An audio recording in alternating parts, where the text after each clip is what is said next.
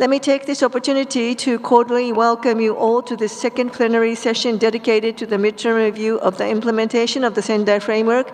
I am honored to serve as your co-chair today with Professor Karnawati, head of the Agency for Meteorology, Climatology, and Geophysics of the Republic of Indonesia. This session, indeed, the entire global platform is a critical input to the midterm review process of the implementation of the Sendai Framework. It was called by the member states in the United Nations General Assembly with the objective to, number one, take stock of progress in implementing the framework since its adoption. Number two, changes in context and new emerging issues since its adoption and those expected to the period to 2030. Examine renovations to risk governance and risk management that can accelerate and amplify actions in achieving the outcome and goal of the Sendai Framework and risk-informed, regenerative, and sustainable development. The Midterm Review Plenary provides both states and non-state stakeholders the opportunity to contribute to the co-chair summary of this global platform and also to the report of the midterm review. This report will inform the high-level meeting of the General Assembly in May 2023 and the political declaration that it will adopt. So I would now like to give the floor to my co-chair, Professor Karnawati, to provide her opening remarks. Madam, you have the floor. Thank you very much, Madam Mami Mizoturi. Excellencies, distinguished delegates, ladies and gentlemen.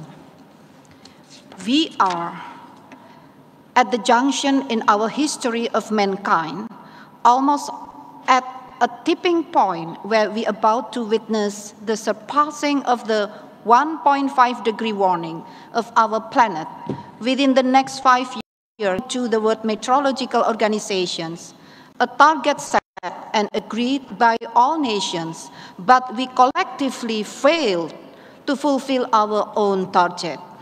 We will experience even more hazardous extreme events, exposing existing vulnerability, not only due to the natural driver of vulnerability and risk, but also beyond. This plenary will focus on the multi-hazard systemic nature of risk with which governments, the private sector, and other stakeholders must contend if the outcomes of the goals of the Sendai Framework, of the 2030 Agenda and the Paris Agreement, among other frameworks, conventions, and agreements, are to be realized. Through the lens of paragraph 15 of the Sendai Framework, which makes clear the imperative to take measures to better govern and manage risk in all its dimensions, whether environmental, biological, or technological, and beyond a focus on natural hazards. The plenary will explore measures taken and measures required to realize this scope in policy objective at scales and in all domains.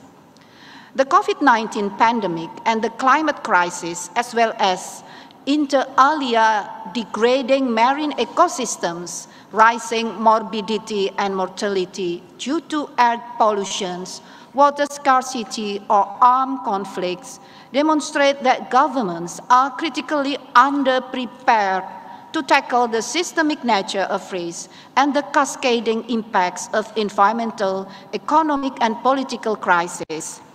Such impacts are contributing to a steady decline in national wealth, not least among the LDCs, LLDCs, and SEEDs, where fiscal space is constrained and debt burden is growing. The COVID-19 pandemic has proved a timely reminder of the increasingly interconnected and interdependent nature of socio-ecological and technological systems that we inhabit.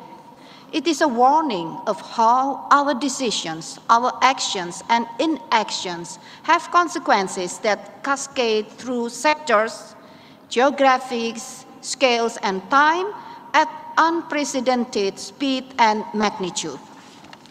The COVID-19 pandemic and the converging discourse on climate resilience has validated the decisions of states and non-state actors to include a more comprehensive framing of risk in the Sendai Framework, the scope of which includes man-made or human-induced hazards and risks, in addition to natural hazards. The framework emphasizes existing realities of inter alia the anthropogenic drivers of risk, creations, and propagations, and places human behavior and choice at the center of risk reduction.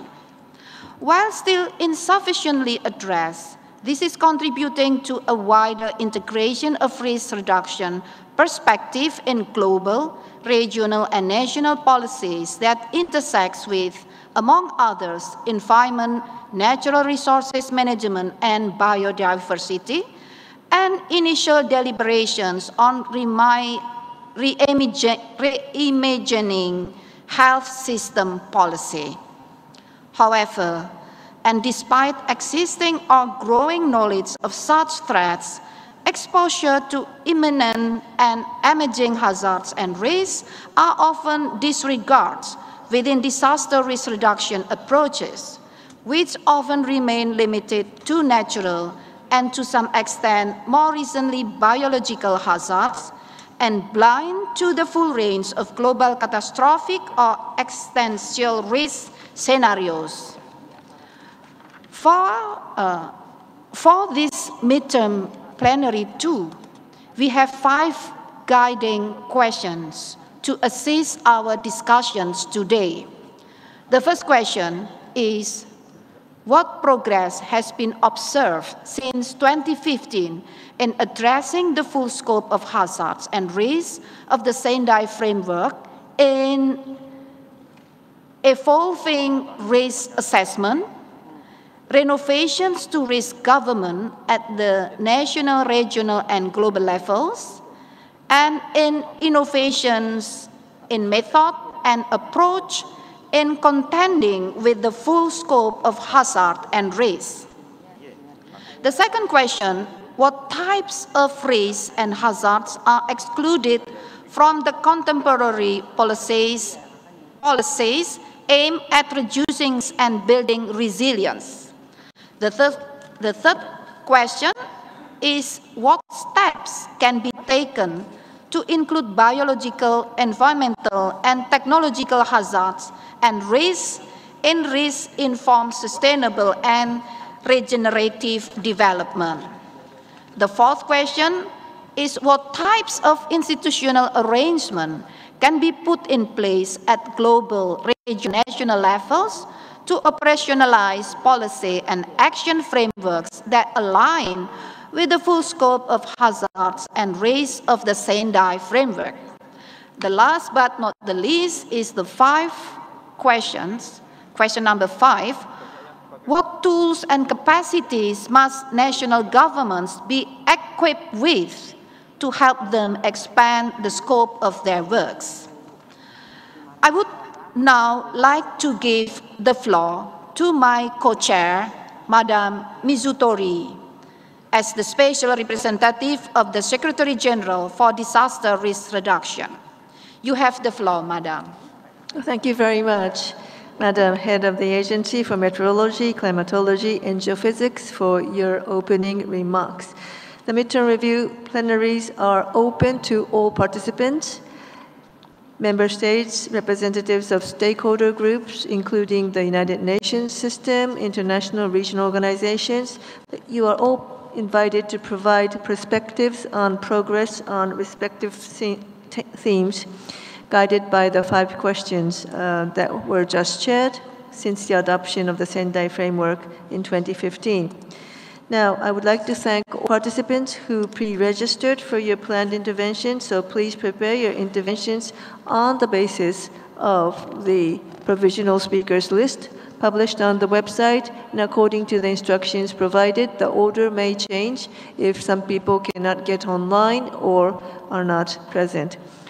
Now, for those who wish to request to intervene orally but have not pre-registered, there are two ways to do this if time permits. One, for those present here in this room, please indicate your wish to one of the 10 colleagues of mine who are in the room. They are the Secretariat. Provide your name, organization, title, and a brief description of the issue you wish to address. And then for those participating online, please indicate your wish to intervene using the chat function in Hopin, providing the same details as I just mentioned. So, we would like to have as many interventions as possible, but we need to also be a bit strict about timing. So we have already asked you, and we ask you again, to limit your oral interventions to a maximum of 3 minutes. And I would like to mention to you that the microphone will be cut off 30 seconds after the 3-minute time limit has expressed. And I do ask you for your understanding. Now, there is also the availability to provide written comment or submission during the plenary into the chat function in Hopin, and or by Slido app. And also, even if, unfortunately, your intervention has been cut, anything submitted to the Secretariat in writing will be fully taken into consideration for the midterm report. So, without further ado, I would now like to give the floor, and it is my great pleasure to do this, to His Excellency Abdullah Shahid, the President of the 76th session of the United Nations General Assembly, for his keynote address for this plenary. Excellency, you have the floor. Bismillahirrahmanirrahim. Assalamu alaikum. Salam sejahtera bagi kita semua. Om Swastiastu, Namo Buddhaya, salam kebajikan. Yang terhormat Ibu Puan Maharani, Ketua DPR RI, Excellencies, ladies and gentlemen, thank you for the opportunity to address this plenary discussion on the midterm review of the Sendai Framework for Disaster Risk Reduction. I appreciate today's theme, which looks beyond natural hazards and considers temporary challenges facing our world, and the subsequent expanded scope of the Sendai Framework. This is understandably quite timely, considering the 2-year-long pandemic that we have collectively endured.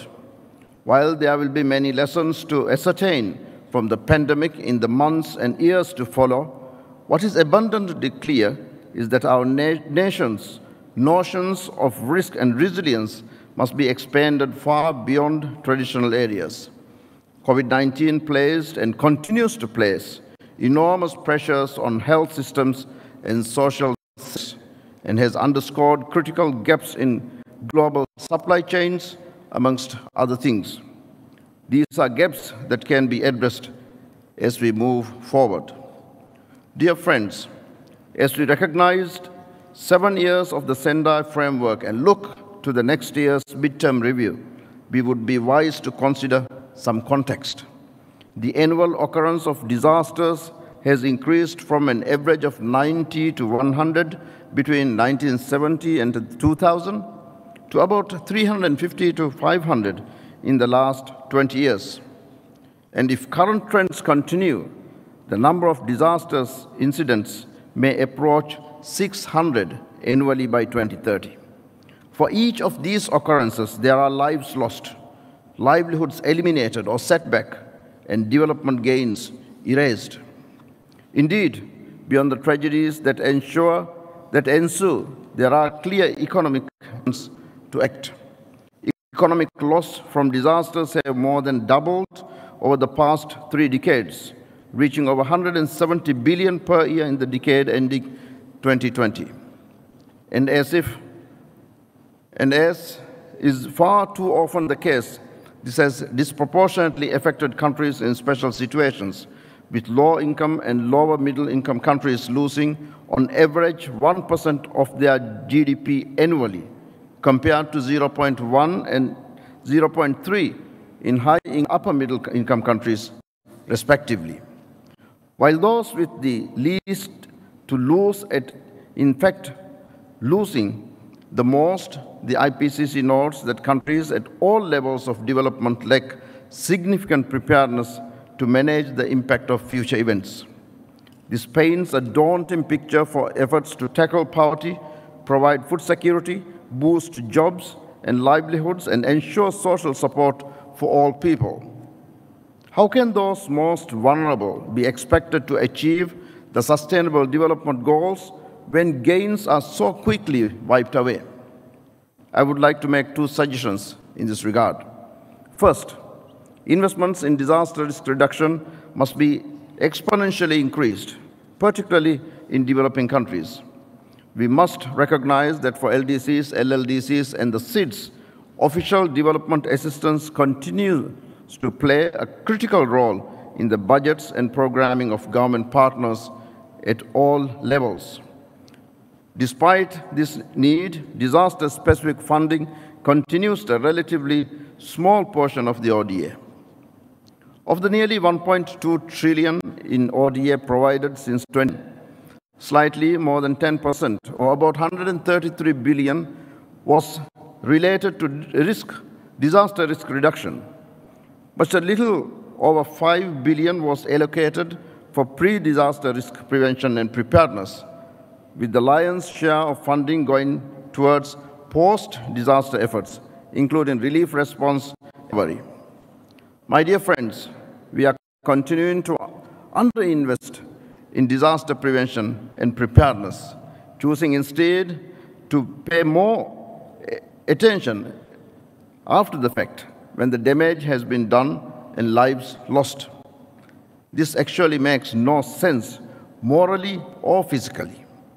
We must recommit to the principles of the Sendai Framework and dramatically increase our investments in disaster risk reduction, particularly prevention and preparedness, to ensure that vulnerabilities and exposure to all hazards are identified and addressed, that risks are known, and that capacities are strengthened. Secondly, investments must be diversified and mainstreamed across all sectors to address the emerging risks that we are facing, which is very much in line with today's theme on expanding the scope of the Sendai Framework. If we have learned anything from COVID-19, it is that there is an urgent need to adopt multi-hazard disaster risk reduction strategies that span all sectors. This includes risk emanating from biological and health emergencies, such as COVID-19 pandemic. While we have seen impressive results in passing policies and laws around disaster risk reduction, as well as establishing disaster risk reduction entities, these continue to be focused on the more traditional threats. This was highlighted in the recent Global Assessment Report on Disaster Risk Reduction, which noted that governance systems are measuring and valuing the wrong things. We cannot only measure our progress in terms of shelters built or early warning systems established. We must be more ambitious than that, more nuanced. Going forward, we must weigh the cost of climate impacts on each and every sector and industry. We must look at the social benefits of building resilience in health, education, and citizen engagement, and we must consider the cost to biodiversity and ecosystems. Though we will continue to face natural hazards, such as storms and droughts, and indeed, these will only increase in frequency and severity as the climate crisis looms, we must recognize the need to expand our remit in building resilience. As I stated at the opening of GPDRR, every government agency, every budget, every program, every private sector initiative must be risk-informed and resilient. Quite frankly, nothing should be given budgetary approval without clear and measurable marks on disaster risk reduction. Linked to this, of course, is the need to expand and strengthen data systems to capture necessary information. Only with the right information in our hands can we ensure that policies and programs are inclusive and risk-informed. In this regard, I would like to point to the need to work with relevant stakeholders at the national level, particularly local communities and indigenous peoples, women, youth, and marginalized groups. These constitutions offer a reservoir of information and traditional, indigenous, and local knowledge and practices, as well as a space to assess information and understand how risks and impacts are actually felt at the community level. Ladies and gentlemen, in 1 year, the discussion on the midterm review of the Sendai Framework will take center stage at the General Assembly. I encourage governments and stakeholders to renew commitment to the implementation of Sendai Framework, and in particular to make every effort to mainstream risk reduction and resilience across the entire agenda of 2030. If it is not risk-informed, it is not sustainable. On that note, I call on all stakeholders, including donors, the private sector, and the UN entities and partners, to increase support to LDCs, LLDCs, and the SIDS, who continue to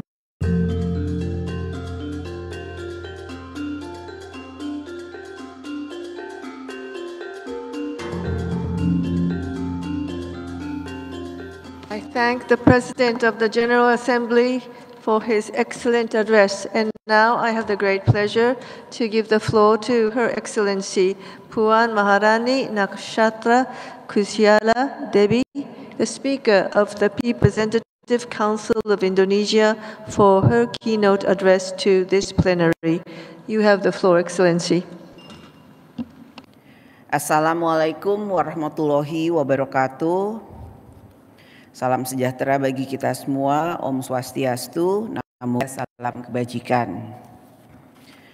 Yang mulia Bapak Abdullah Syahid, Presiden sesi ke-76 UN General Assembly. Yang mulia Ibu Mami Mizutori, Utusan Khusus Sekjen PBB untuk pengurangan risiko bencana. Yang terhormat Bapak Menko PMK Muhadjir Effendi. Yang terhormat Ibu Kepala BMKG, Ibu Dwi Korita Karnawati, hadirin dan tamu undangan sekalian yang saya hormati.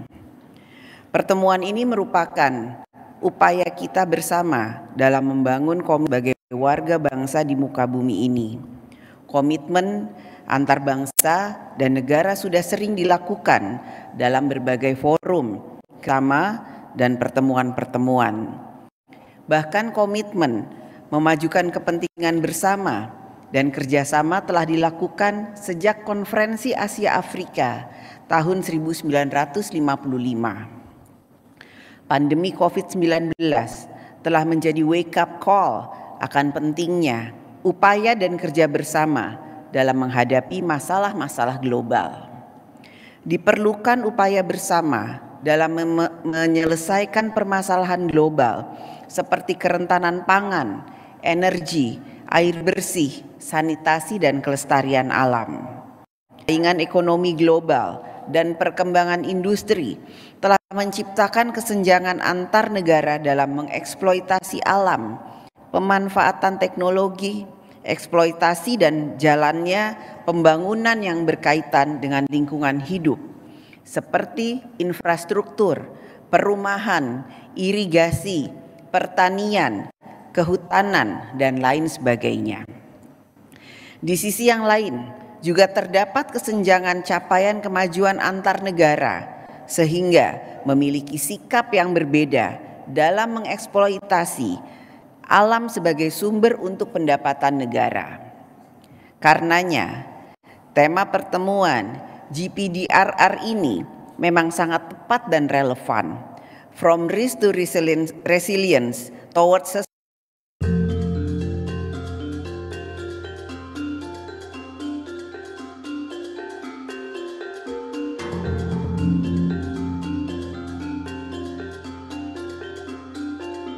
dan daya dukung alam dan lingkungan hidup. Pada tahap selanjutnya, dituntut kemauan bersama dalam membangun tata dunia ekosistem industri dan perekonomian yang ramah terhadap lingkungan hidup. Sejak Deklarasi Dasar Sila Bandung 1955 yang bercita-cita setiap bangsa merdeka dan sejahtera hingga saat ini masih ditemukan berbagai kasus kekurangan pangan, air bersih, kerusakan lingkungan hidup, pencemaran lingkungan hidup yang masih banyak ditemukan. Oleh karena itu, diperlukan perubahan cara berpikir, suatu cara berpikir bahwa kita tidak saja mengambil dari alam, tetapi kita harus memulihkan alam kembali kepada ekosistem yang baik. Parlemen juga menyadari peran strategis dalam penguatan kerjasama internasional antar parlemen untuk adaptasi dan mitigasi perubahan iklim. Isu ini menjadi salah satu perhatian bersama antara lain di Interparliamentary Union atau IPU. Sebagai Presiden Majelis IPU ke-144 di Bali tanggal 20 sampai 24 Maret tahun 2022 yang lalu, saya telah memimpin disepakatinya Deklarasi Nusa Dua terkait upaya adaptasi dan mitigasi perubahan iklim. Dalam Deklarasi Nusa Dua, parlemen-parlemen negara dunia menegaskan komitmen untuk penguatan aksi nasional untuk mewujudkan komitmen global, yaitu mencapai net zero emission, serta dukungan terhadap pembiayaan iklim bagi negara berkembang sebesar 100 miliar US dollar harus segera dipenuhi. Di tingkat regional, ASEAN Interparliamentary Assembly atau AIPA juga mendorong kerjasama guna mewujudkan ASEAN Vision 2025 on Disaster Management. Diperlukan bentuk kerjasama antar bangsa dan negara yang realistis dan nyata untuk dapat menyentuh permasalahan inti, yaitu mengelola persaingan ekonomi global dan industri yang dapat berkontribusi pemulihan lingkungan hidup. Industri tidak hanya mengambil dari alam, tetapi harus dapat mengembalikan pemulihannya. Suatu program pemulihan yang dilakukan secara sistematis dan masif. Hadirin yang terhormat, parlemen berada dalam posisi yang unik dalam penanganan bencana. Sebagai katalis pembuatan kebijakan, menjembatani kepentingan berbagai pihak dan mewakili konstituen. Melalui fungsi parlemen, maka dapat dilakukan berbagai penguatan politik untuk pertama, memperkuat kebijakan pembangunan yang memperhatikan daya dukung lingkungan hidup. Kedua, mendukung kebijakan manajemen bencana yang dapat melibatkan peran serta seluruh pihak, pemerintah, masyarakat umum dan industri. Ketiga, memberikan landasan hukum dalam mengelola pembangunan yang berwawasan lingkungan dan manajemen bencana. Keempat, memberikan anggaran yang cukup dalam pengurangan risiko dan meningkatkan ketahanan masyarakat terhadap bencana. Hadirin yang terhormat, berbagai upaya di tingkat internasional harus dibarengi dengan penguatan fondasi internal negara. Fondasi internal negara perlu diarahkan dalam kedaulatan pangan, industri ramah lingkungan, optimalisasi energi baru dan terbarukan, serta pembangunan berwawasan ketahanan menghadapi bencana. Implementasi 3 agenda transformatif SFDRR, SDGs, Paris Agreement di tingkat nasional maupun global membutuhkan konsistensi, sinergi, dan koordinasi di setiap tingkatan at all level. Kebutuhan pelibatan multi pihak menjadi semakin mengemuka. The RR is everyone business. The RR is everyone business. Tantangan ke depan juga tidak akan semakin mudah. Menyadari pentingnya kerjasama internasional, DPR RI siap bergerak bersama dengan parlemen-parlemen negara-negara lain untuk memperkuat peran dalam risiko bencana. Sekarang adalah saatnya untuk segera bertindak tanpa menunda, without any delay. Saya yakin dan percaya bahwa konferensi ini akan mampu menghasilkan rumusan yang tepat yang dapat diimplementasikan, implementable dalam memperkuat resilience dalam menghadapi bencana dan pembangunan berkelanjutan sesuai dengan sasaran GPDRR 2020-22. Rumusan komitmen bersama adalah penting, akan tetapi tindakan nyata sekecil apapun menjadi lebih penting bagi kita untuk semakin dekat mencapai pembangunan berkelanjutan. Dengan kerjasama yang solid dan tindakan nyata di tataran nasional dan internasional, maka tujuan transformatif dari SFDRR, ESIS, dan Paris Agreement akan dapat tercapai sesuai dengan yang kita harapkan bersama. Semoga konferensi ini bisa berjalan lancar dan sukses. Terima kasih. Wassalamualaikum warahmatullahi wabarakatuh. Om Santi, Santi, Santi Om.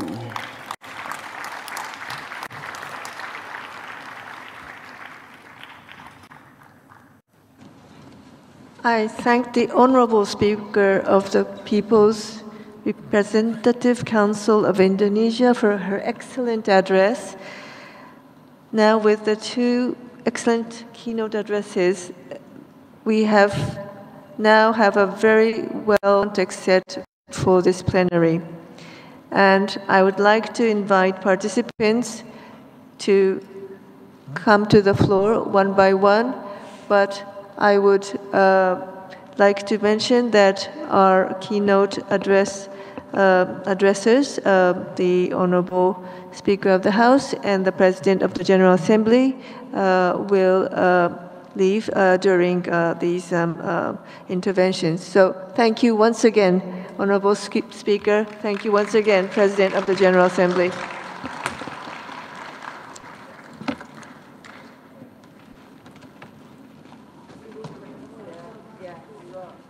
Thank you. See you later. Thank you so much. Thank you, President. Madam Mami, this is my name card, so we'll be in touch, yeah?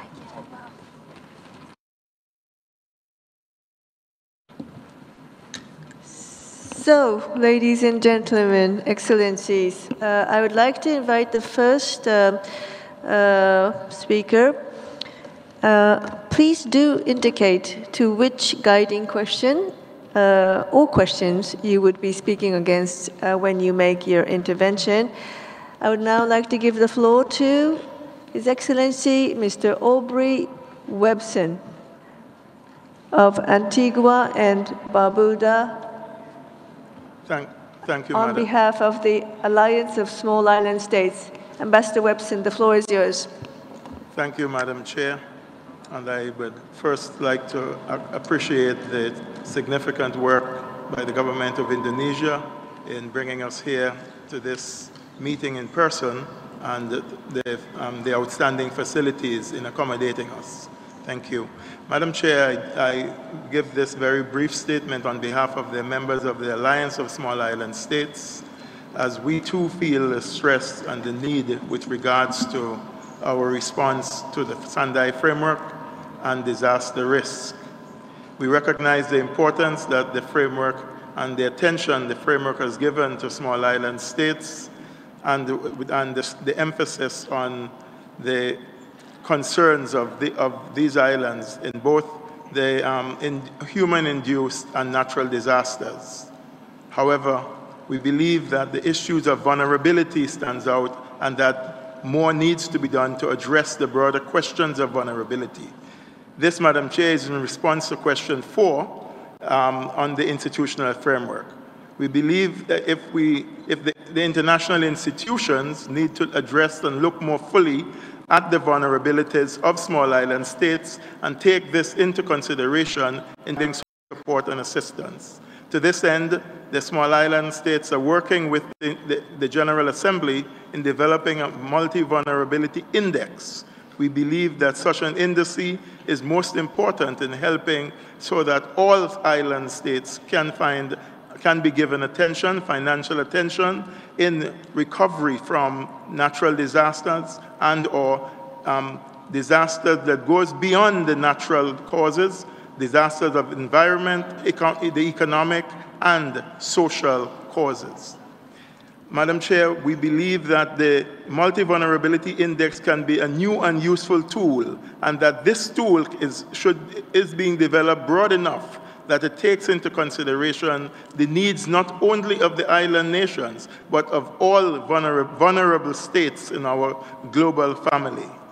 Finally, the small island developing states would look forward to the review next year and to look forward to the broader nature of the assessment of the Sendai Framework that considers the root causes of vulnerability and the root causes of some disasters that affect small island developing states. I thank you. I thank Ambassador Webson for your statement, and I would like to invite His Excellency Mr. Emmanuel Bessler, State Secretary, Deputy Director General of the Agency for Development and Cooperation of Switzerland. Ambassador Bessler, you have the floor. Thank you very much, Madam Chair, and thanks indeed for preparing this kind of meeting and having these very committed and enlightening keynote speakers that led the way. Also, Switzerland wants to move from risk to resilience. So we try to reduce our existing risks substantially and to prevent also, of course, new ones. At the same time, climate change effects are exacerbating risks. Therefore, we try to both adapting to as well as mitigating climate change and in order to protect our assets. I would like to address in question 1, sub-question 2, the renovation to risk governance. There we invest on partnerships with all the relevant stakeholders at all the relevant levels. For example, we involved youth. We tried to bring youth into the discussion to complement our DRR executive working group. Furthermore, Switzerland is very much committed to the process of the midterm review. We'll submit by September this year our national volunteer report, which will be divided in what happened so far, but also look forward what has still to be done, because we are only midway. We will have sort of part of internal measures taken by Switzerland, but also, of course, looking what we do in regarding the international cooperation. When we look at evolving risk assessments and innovation, I address here the question 1, sub-question 1 and 3. We want to broaden the perspective. Traditionally, Switzerland focused mainly on risk management when we dealt with natural hazards. Now, actually since quite a while, we carry out multi-risk analysis on national level. Therefore, we have a group of always 300 experts, public sector, private sector, academia, insurance, all jointly looking at hazard scenarios, the effects of the hazards, and all the frequencies. In this regard, last year we published the Disaster and Emergency Report, which actually looked at 44 different hazards, natural, technological, social hazards. One of the biggest challenge for us is electricity power shortages, then followed by earthquake, heat wave, windstorms, as well as pandemic. Of course, often these are interconnected, these kind of risks.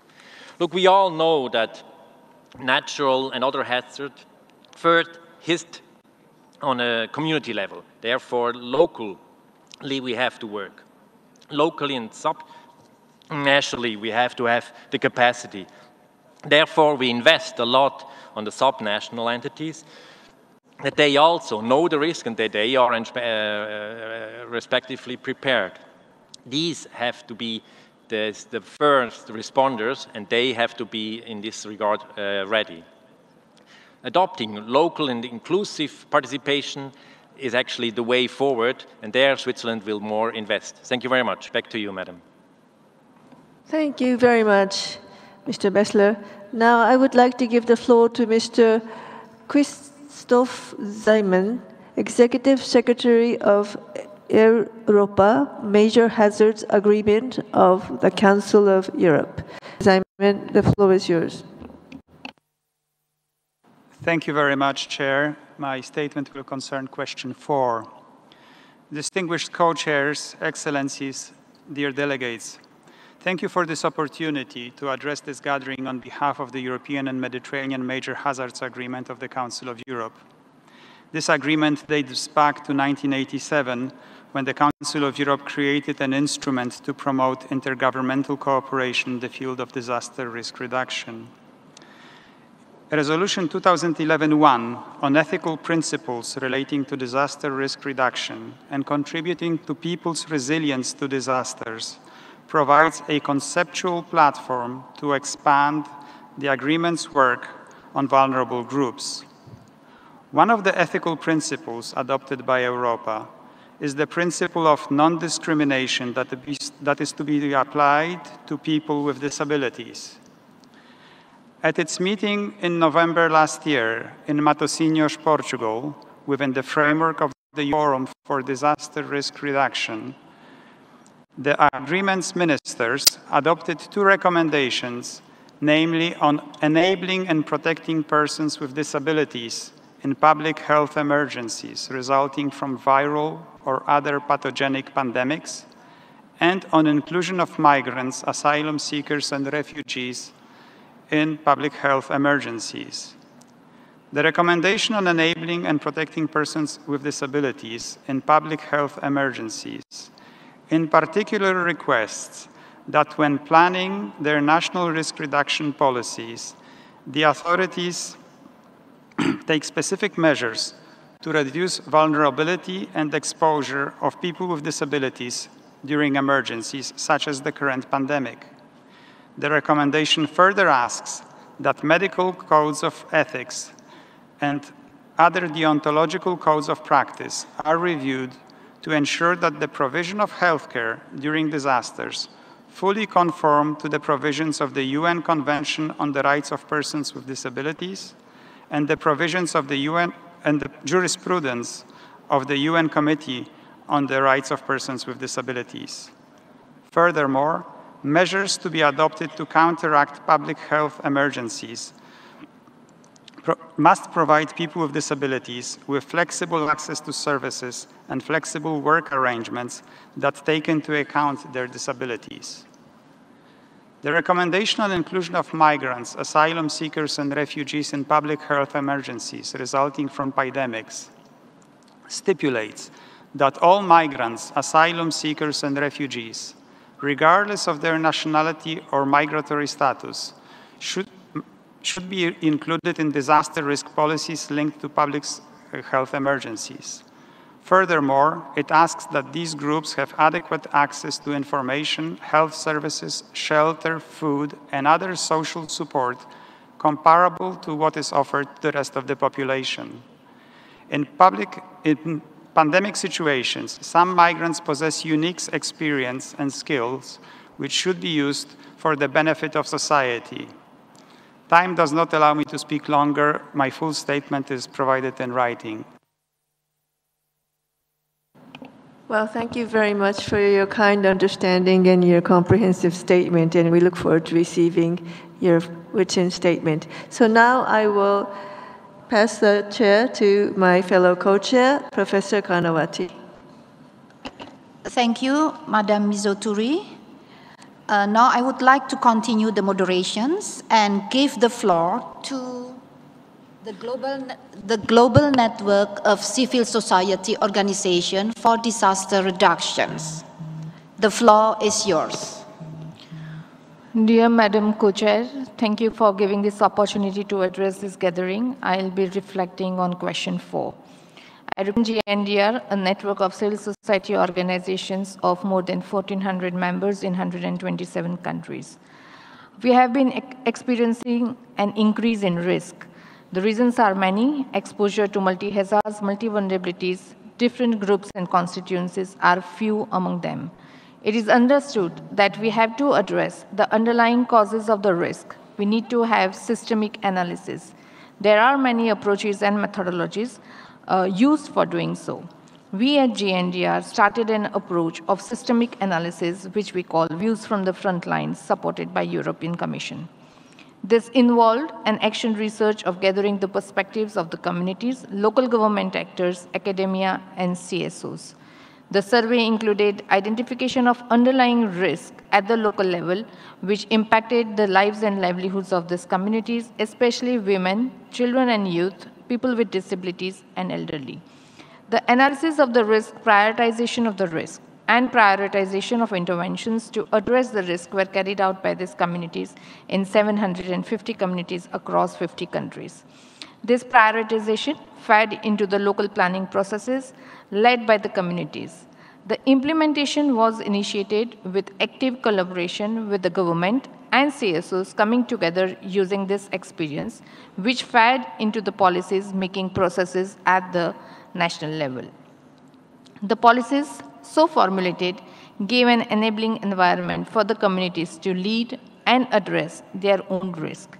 Based on the experience, what we learned and we argue for application is, first, get perspectives of communities most at risk with focus on children and youth, women and elderly. Second, facilitate the community to lead the prioritization of the risk and planning the interventions for addressing the risk. Third, integrate communities' plan into local development plans and finance the plans and allow the communities and local government leaders to implement the create enabling policy environment and focus on the coordination of various departments into the planning process at the global level. These experiences should be communicated. Increase the linkages between local, national, and international level. And 6, development should be informed by the risk from the perspectives of the community. Thank you very much, Madam. Thank you very much for your intervention. And now I give the floor to Ms. Olga Algayevrova, the Executive Secretary of United Nations Economic Commissions for Europe. Please, the floor is yours. Thank you for the floor. Madam Excellencies, distinguished participants. It's my pleasure to outline UNEC's vision on operationalizing the expanded scope of the Sendai Framework. The COVID-19 pandemic has demonstrated how a single biological hazard can affect every one of us and how vulnerable and exposed we all are. It has been an urgent wake-up call for better prevention and preparedness, visibly revealing the compounding effects of disaster. Let me highlight this with one example. We will still witness the pandemic's direct long-term impact on trade flows, given the shortage of goods in many markets. Looking forward, we should seize opportunities to better prepare for and mitigate the impact of disasters on all sectors. For example, through normative recommendations such as the UNEC recommendation on pandemic crisis trade-related response. Another key example, the compounding effects of the pandemic on the triple planetary crisis of climate change, biodiversity loss, and pollution.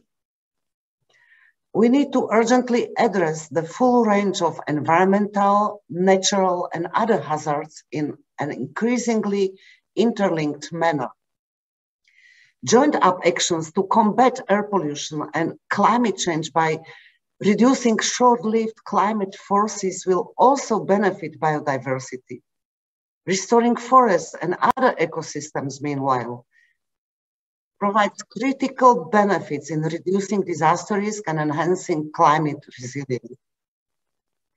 And here UNEC has facilitated ministerial pledges to restore 7 million hectares of forest landscape by 2030, and also launch an ambitious Trees in Cities campaign. So what do we recommend going forward? First, new approaches to risk governance and policy making to ensure that national institutions can relate to each other on an equal footing, institute a true multi-hazard and multi-sectoral approach, and end the rigid silo approach, all too often still prevalent. Second, DRR policy should comprehensively address technological risk in addition to natural hazards and risks, and take account of cascading effects such as NATEC events. Third, transboundary cooperation needs to be enshrined in such policies. Ladies and gentlemen, disasters don't stop at borders. Positive examples are strategic decision-making on land use and urban planning, as well as infrastructure and transport development.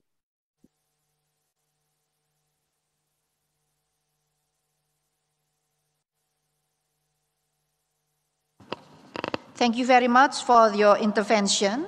And now I would like to give the floor to the ambassador, Sweden ambassador to Indonesia, His Excellency, or Her Excellency, Ms. Marina Berg. Thank you, the floor Madam is yours. Chair. Regarding question number 1, let me first state that it's positive that we now focus towards a multi-risks approach and a more systematic of risk management. We must take into consideration the complexity in both risk analysis and in risk management. Secondly, the risk management system in Sweden has an all-hazard approach, and there are laws and regulations in place to contribute to a multi-hazard risk reduction and prevention. More specifically, let me share some of the Swedish experiences. Sweden has a law and regulation that requires all levels of government, governmental authorities, regional level, and municipalities on local level to carry out risk and vulnerability assessments. Secondly, Sweden has a regulation on climate adaptation since June 2018 that applies to all governmental authorities and county administrative boards. The regulation includes that they all perform a climate and risk analysis as well as a 5-year action plan on climate adaptation. Finally, following events as forest fires, floods, COVID-19, and a more unstable international security situation, there have been several investigations and reforms regarding the Swedish crisis management system that have been suggested and now being implemented. Most importantly, friends, let us remember that we face not only the climate change and the biodiversity loss crisis, we also face increasingly unstable security situations with global effects. And it all happens amid an ongoing pandemic crisis. Thank you, Madam Chair.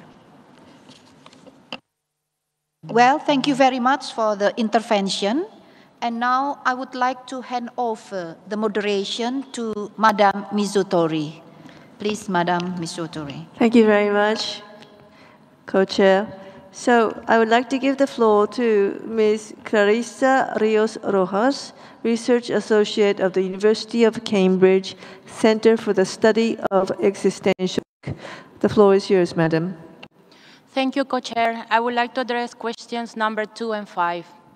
Dear colleagues, I'm a researcher from Peru, and I currently work at the University of Cambridge in the UK, where I study how we can prevent risks that can make the whole of humanity collapse.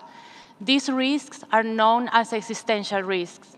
As a person from the Global South, I know that we have other problems right now that need to be solved. And thinking about risks coming from artificial intelligence or synthetic biology or genetic engineering, they feel just too far away from our frontiers, and they are not priorities right now. However, If we do not care now about these issues, our voices will be absent when deciding on how to regulate this risk and how they will affect us. Years ago, DeepMind, a tech company, developed Gato, which is a single AI model that can perform 600 different tasks, from robotic control to text comprehension. For some scientists, this provides evidence that we are a step closer to develop artificial general intelligence, and a step closer to risk associated with such advanced systems, also known as superhuman-level AI. Still, other scientists disagree, and progress in this field is characterized by uncertainty. This is an example of how technology is far away ahead of policy regulation. So what can we do? We must remember that local threats somewhere else may become global shocks, just like COVID. And these type of risks may become catastrophic, intergenerational, and even existential. It is also a good practice of risk governance to consider the worst-case scenarios so communities can be better equipped to deal with risk. Please consider developing more simulation-based scenarios and foresight exercises to deal with uncertainty in future settings. The Biological Weapon Convention, which is the global entity monitoring that bioweapons are not created, has only 3 staff members. Right now, they need your support for creating a Science and Technology Advisory Board that allows them to do their job more updated and accurate. Please talk with your delegations and ask them to support this initiative. Finally, strengthening science policy interfaces could be one of the pathways to co-create better policies, but also better research. See us, academics, as your allies, because we see you as our mentors to test our policy ideas, because you can tell us what is feasible and what can be done. Please count on our established science policy interface expert group on existential risk to work with you if you are keen to. Thank you. I thank Ms. Rios Rojas for her intervention and would now like to give the floor to His Excellency Mr. Alexander Lucas Alves, National Secretary of Protection and Civil Defense of Brazil. The floor is yours, sir. Boa tarde a todos. Compartilharei agora alguns avanços alcançados pelo Brasil e sugestões para a implementação do Marco de Sendai. O governo brasileiro tem atuado para reforçar a cultura sistêmica na prevenção do risco de desastres, de modo a assegurar que todos os órgãos públicos com competências sobre o tema possam exercer suas distintas vocações institucionais de forma coordenada e oportuna. A progressiva instituição do Sistema Nacional de Informações e Monitoramento de Desastres, do Sistema Nacional de Proteção e Defesa Civil e a formulação do Plano Nacional de Proteção e Defesa Civil, articulado com planos estaduais, distritais e municipais, são passos decisivos que estamos tomando nesse momento. O governo brasileiro também se encontra empenhado em atualizar as informações relativas ao país no âmbito do monitor de Sendai, de modo a contribuir com esse esforço global relacionado à implementação do marco. Esses esforços vão ao encontro da importância dada pelo Brasil a essa temática e permitirão elevar a participação brasileira nos esforços de seguimento do marco de Sendai, tendo em vista especialmente a revisão de meio período em 2023. Ademais, observamos com satisfação que tem avançado nos termos do marco a elaboração de modelos para avaliação de riscos, a saber, o Marco de Avaliação Global de Risco, Global Risk Assessment Framework, e o Modelo de Risco Global, Global Risk Model. Entendemos que a construção e a revisão desses modelos devem ser orientados por processos inclusivos e transparentes de consulta a todos os países. Ressaltamos a importância de um maior envolvimento dos governos nacionais nesse exercício, de forma que sejam incorporadas as particularidades de cada país. No caso de países de grande extensão territorial e diversidade social, econômica, ecossistema, climática e geológica, esse processo de consulta revela-se ainda mais necessário, haja vista a coexistência de diferentes regiões dentro de um mesmo território.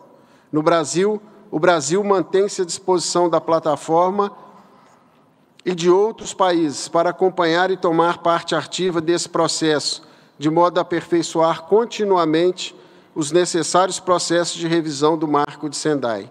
Ademais, o Brasil está disponível para cooperar no âmbito da NDRR, das demais instâncias das Nações Unidas e daquelas regionais com os demais países, de acordo com as suas capacidades e disponibilidades. Muito obrigado.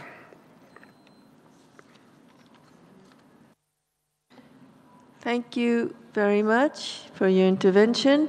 Now I would like to give the floor to Mr. Shukri Ahmed, Deputy Director, Office of Emergencies and Resilience of Food and Agriculture Organization. The floor is yours, sir. Thank you, Chair. My interventions actually touch upon all 5 questions. As repeatedly indicated, the COVID-19 pandemic has shown that risks are systemic across all sectors of societies.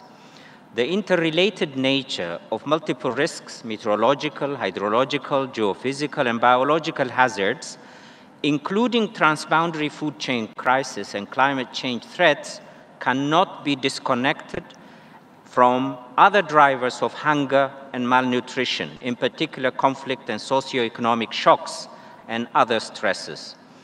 These systemic risks require systemic solutions and call for urgent, multi-sectoral, multi-hazard, preventative and anticipatory approaches that consistently integrate climate and other risks and risk management for strengthening the resilience of people, their agricultural livelihood, and the ecosystems they depend on in a sustainable manner.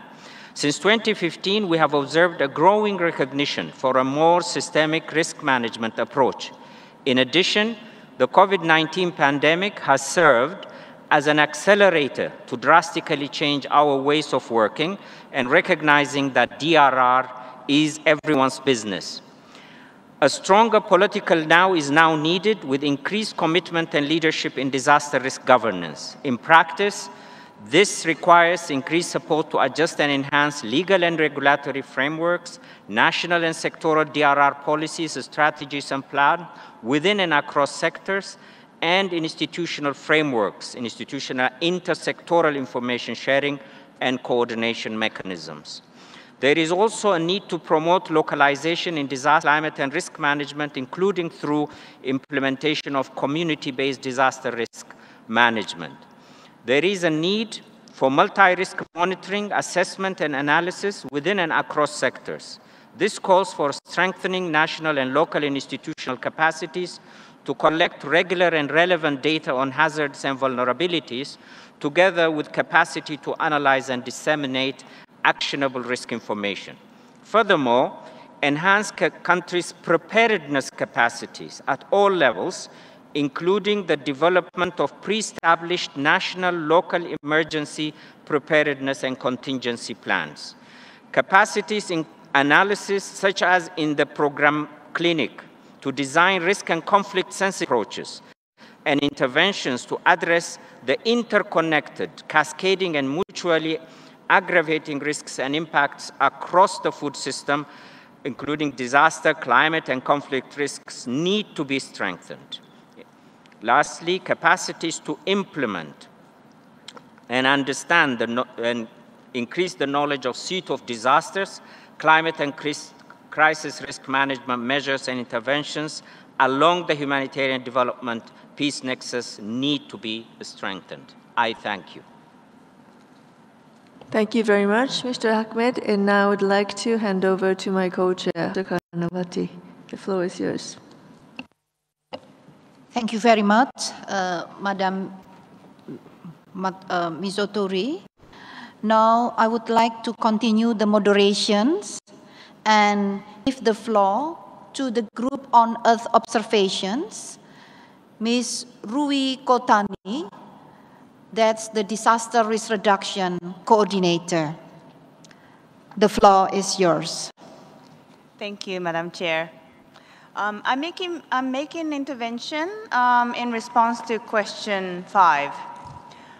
It's critical for the national government to have access to data and solutions based on solid science evidence backed by Earth observations so that they are empowered and equipped with integrated approach to address increasingly systemic nature of disaster risk. This is because we cannot manage what we cannot measure.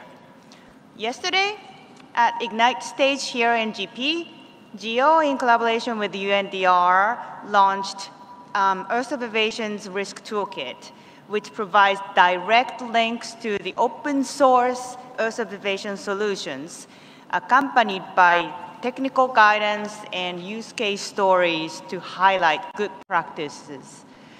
In this new website, you can find use case of tools, services, and methodologies that government decision makers have used to address hazards and assess options to deal with them. 4 use cases currently in the toolkit demonstrate how in Honduras, a precipitation and flood forecasting tool helped state-owned power company manage reservoir before a major hurricane, reducing damage and economic loss. In Haiti, satellite-based service supported post-disaster needs assessment and recovery planning following the 2021 earthquake and a tropical storm. In Uganda, a crop monitoring early warning tool enabled proactive drought response. And in Ecuador, methodology and tools based on Earth observations enabled Sendai Framework reporting for indicator B5A on the impact of flood.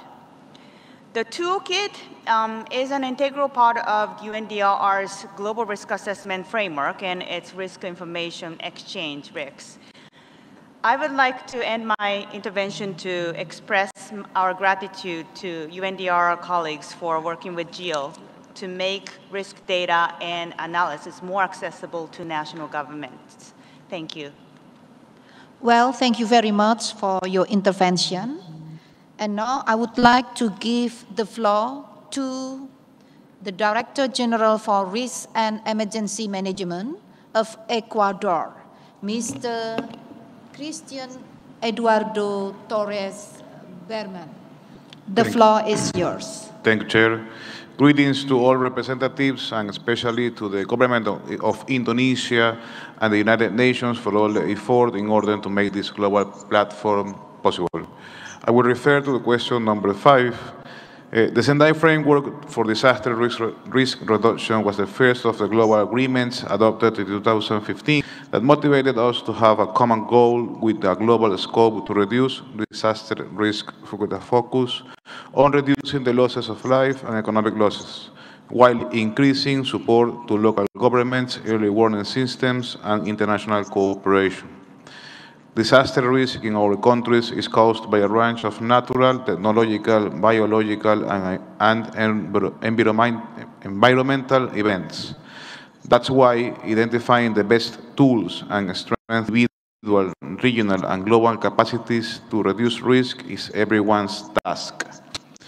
Therefore, it is necessary to articulate public sector, private sector, academia, and the civil society as a whole, such as ARISE, Connecting Business Initiative, as well as a strategy for each Sendai target with a technical methodology agreed upon by all partners that allows continuous reporting. Governments should be encouraged and exhorted to assume at the highest governmental level a regulation that urges the main national actors to work together and to improve their reporting and information gathering methodologies. This should be achieved through ministerial agreements, financial strategies, and local governments planning too. On the main characteristics of the methodologies needed to continue the implementation of the Sendai Framework is the flexibility to adapt them to the reality of each government administration.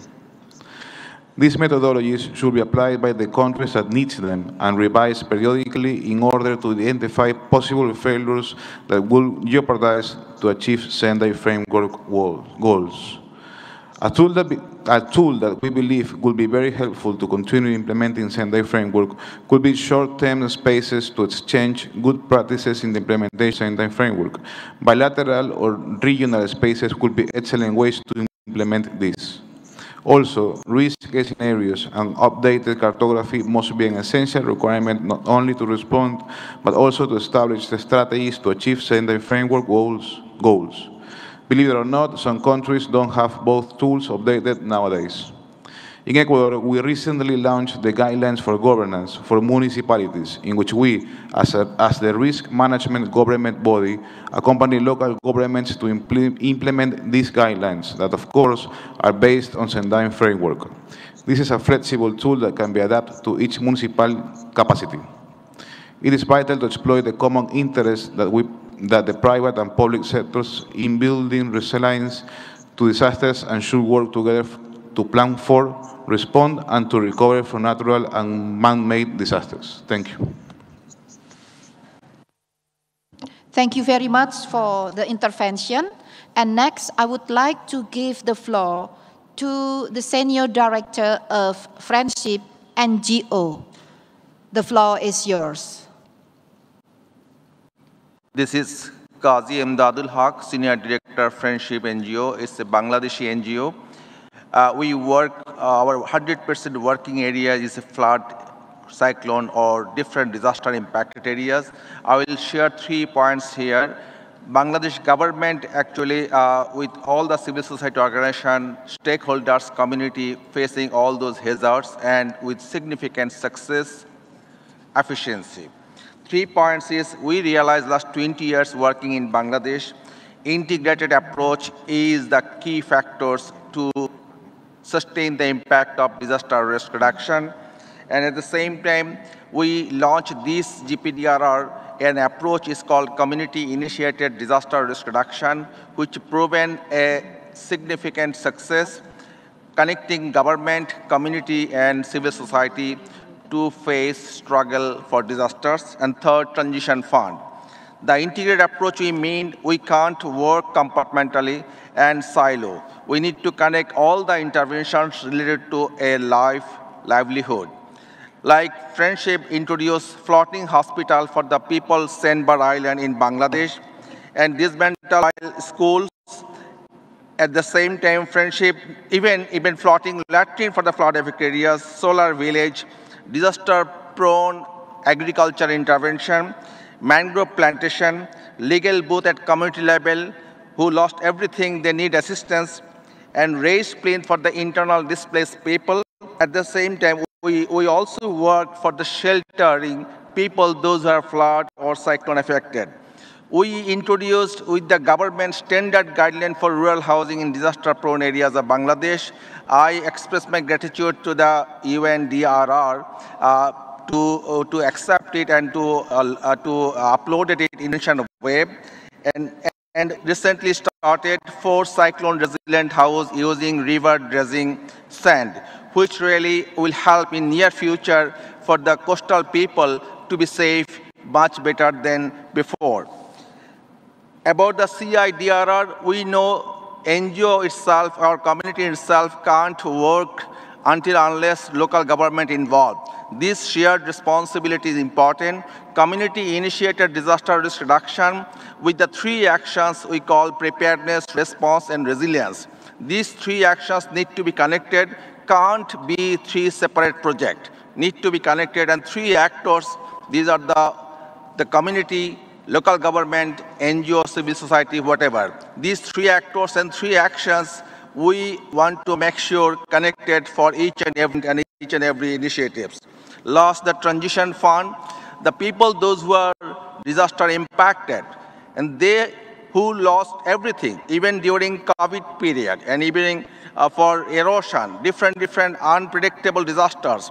They need support assistance. Unfortunately, in many cases, microfinance organizations also can't depend on them, can't rely on them, can't give them loan to get back their livelihood opportunity. We introduced transition fund, those who are relief or emergency aid dependent, to take them to the resilience with special assistance to. Well, thank you very much for your intervention. And now I would like to hand over the moderation to the co-chair of Madam Mami Mizutori, please. Well, thank you very much, Professor Karnawati. And here, with your permission, all, and the permission of my co-chair, I would like to delegate the chairpersonship role to my colleague, Ms. Paula Albrito. So, Paula, please take my place. And thank you very much, co-chair.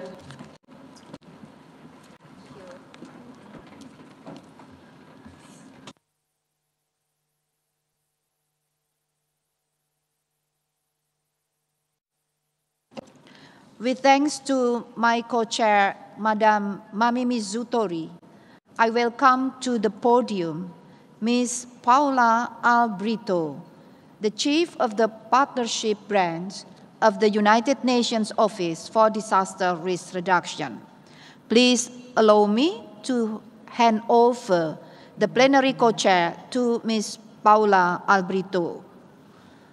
The time is yours. Thank you very much, Professor Karnawati. A pleasure to be with you. We will continue inviting intervention from the floor and the virtual platform. I now give the floor to Ms. Selina Agaton, co-founder of the Open Knowledge Kit. The floor is yours. Salamat sore, good evening, magandang umaga, Madam Co-Chairs. My name is Selina Agaton, the co-founder of Open Knowledge Kit.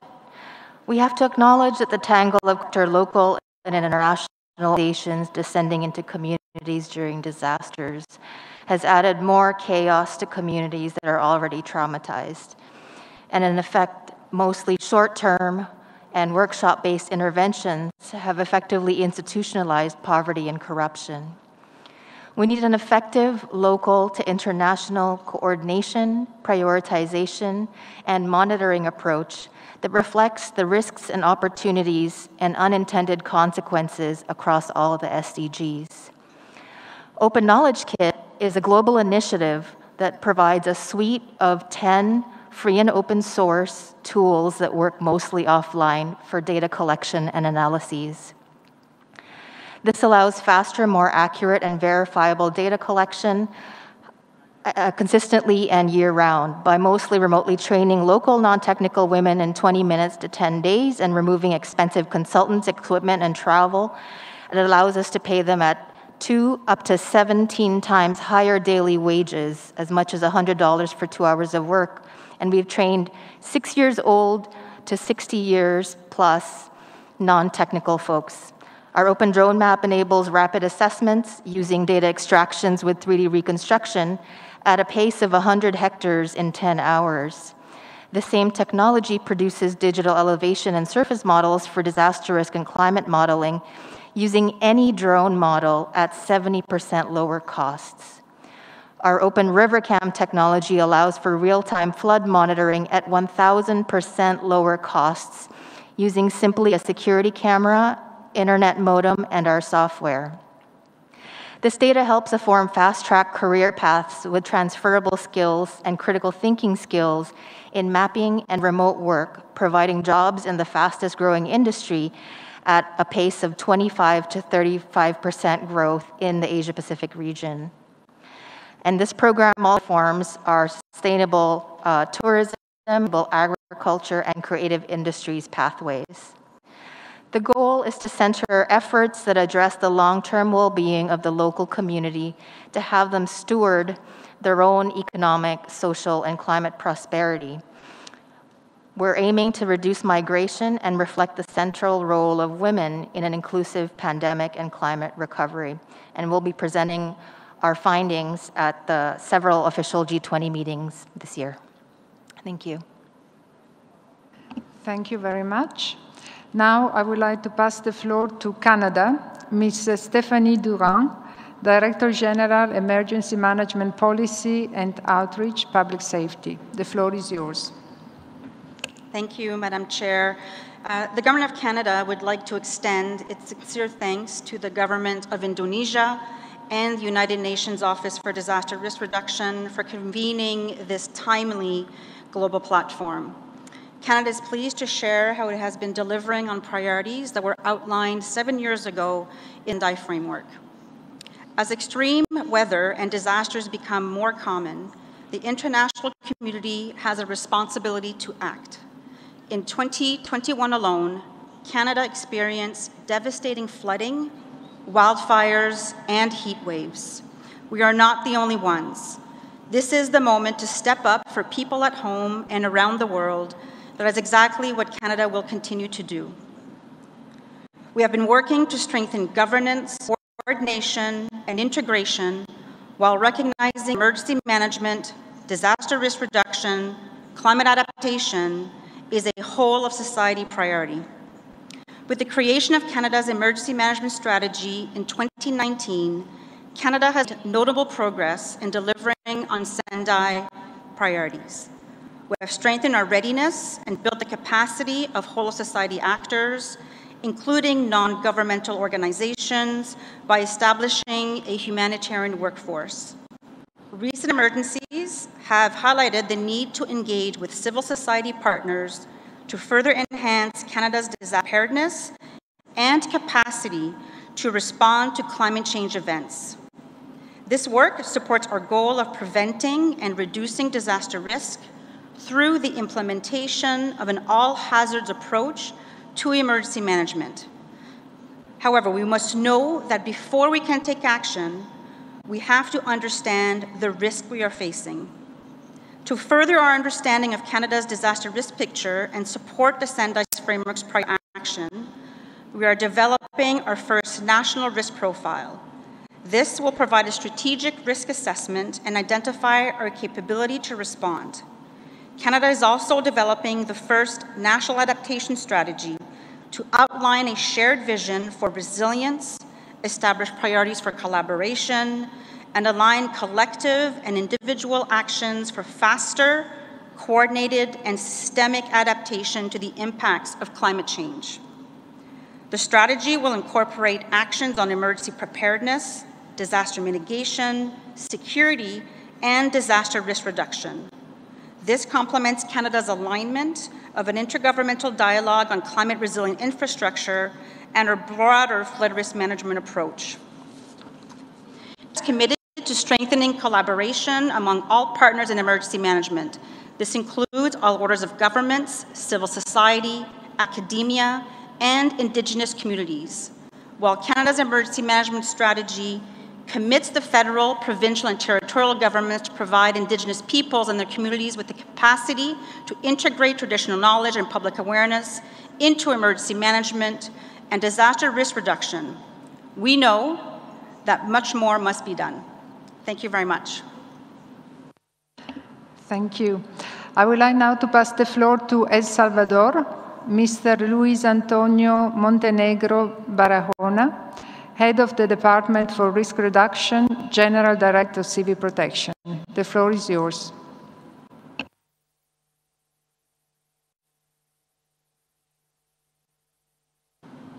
Muchas gracias.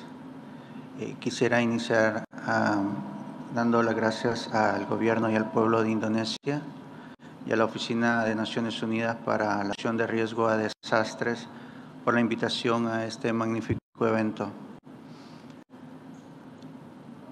De nuestra parte, un saludo del Ministerio de Gobernación y la Dirección General de Protección Civil de El Salvador, el país pequeño de la América continental y uno de los más densamente poblados del mundo.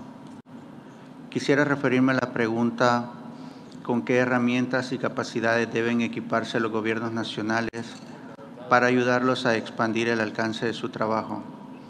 específicamente a las medidas tomadas en el uso de las herramientas tecnológicas y a nuestra responsabilidad con las multiamenazas y a la alerta temprana y a uno de sus componentes, el conocimiento del riesgo.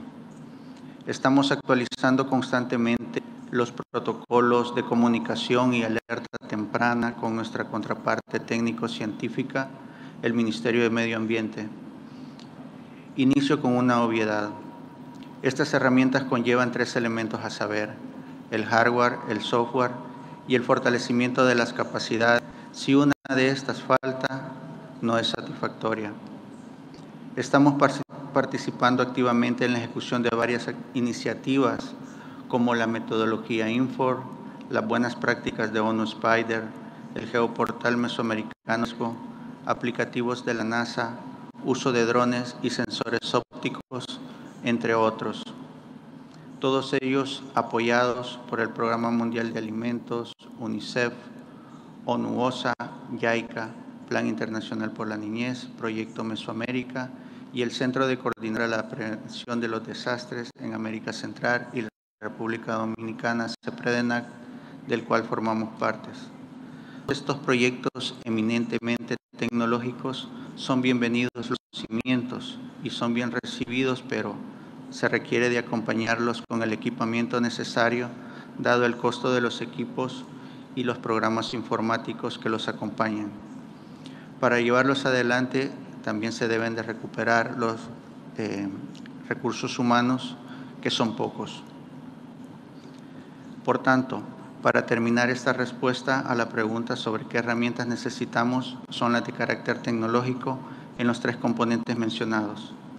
Se requiere un esfuerzo conjunto para seguir fortaleciendo los repositorios de buenas prácticas que incluyan proyectos claros, que compartan las tecnologías e infografías claves para que en nuestros países se pueda facilitar la ejecución de estas iniciativas. Por nuestra parte, estamos iniciando un trabajo conjunto con la academia en la consolidación de la Escuela Nacional de Protección Civil y en la formalización de una carrera técnica que incluya los componentes ya señalados. Den por sentado que seguiremos trabajando en la consecución de los objetivos establecidos en el marco Sendai y con su ayuda lo lograremos. Muchas gracias a todos.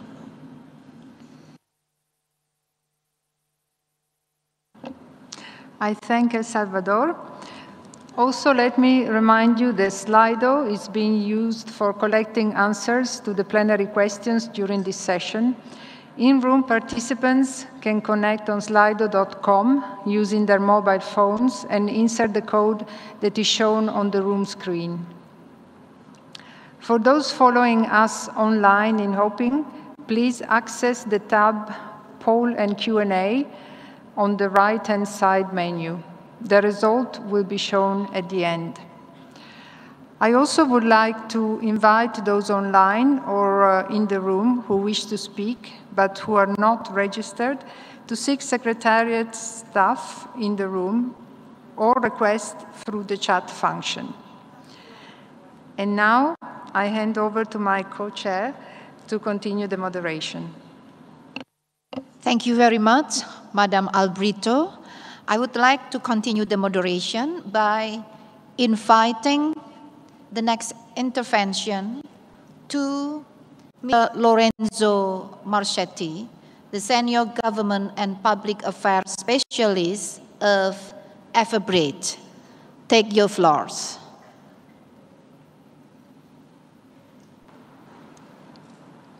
Thank you, Chair, Co-Chair, Government of Indonesia and UNDRR. Thank you very much for organizing this forum in the private sector can engage with all the other stakeholders for the midterm review of the Sendai Framework. I will be addressing questions and I will be very brief. As a global provider of public warning systems that aims at savings and livelihoods, serving 20+ countries worldwide, Everbridge believes that to fully align with the scope of the Sendai Framework, states and international institutions shall include into their early warning systems and disaster management procedures binding regulations ensure that their decision services reach through public alerts at least 90% of the people targeted. Thank you very much. Well, thank you for your attention. And now I'd like to give the floor to the Assistant Coordinator for Risk and Early Warning, Sendai Framework Monitoring Focal Point, National Disaster Management Agency of Liberia, Ms. Jemma Roberts. Please take your floors. Thank you, Madam Co-Chair, for affording me this opportunity to address this gathering. And my attention or intervention will be drawn to question 2, 3, and 5, and I will be very brief. Question 2, there are many kinds of risks and hazards that are excluded from contemporary policies aimed at reducing risks, but my attention is being drawn to unplanned urbanization because of its effects on my country and many other least developed countries in Africa. People poverty and disaster risks are increasingly concentrated in cities. The growing rate of urbanization and the increase in population density can lead to creation of risks, especially when urbanization is rapid, poorly planned, and occurring in a context of widespread poverty. Growing concentrations of people and economic activities in many cities are seen to overlap with areas of high risk exposures. Example, country Liberia has a population of 5.7 million. Of this, about 2.5 million of the population dwells in the capital city, Monrovia. With the rapid population growth combined with unplanned urbanization in the city, almost all of the major disasters occurred in Monrovia, thereby causing the city to become the major hotspot of disaster risks in the country. 2, 3, to include biological, environmental, and technological hazards and risks in risk-informed, sustainable, and regenerative development, we must adopt a broader view on hazards. For instance, we must place additional emphasis on bringing together specialized knowledge in every aspect of risk issue, from hard sciences to biological, environmental, psychological, sociological, and economics, both by building more diversified competencies within risk management structures and by enhancing dialogue between scientific disciplines. We must also improve the coherence of risk discipline. It is important to improve the understanding of how the various elements of hazards regulation can shape the behaviors and contribute to the final risk picture. Only on the basis of such an improved understanding or strategic inclusion of all hazards can be enhanced, thereby gearing towards risk-informed, sustainable, and regenerative development. 5, to expand the scope of their work, national governments must ensure the following. Effective coordination for disaster risk reduction will depend not only on actions immediately prior to, during, and in the aftermath of disaster, but also, importantly, on pre-existing plans, structure, and arrangement for bringing together the effort of all stakeholders, voluntary and private agencies, in a comprehensive and coordinated way. Government must also ensure the mainstreaming of disaster risk reduction and climate change adaptation into developmental policies. Government must enhance national governance and DRR financing.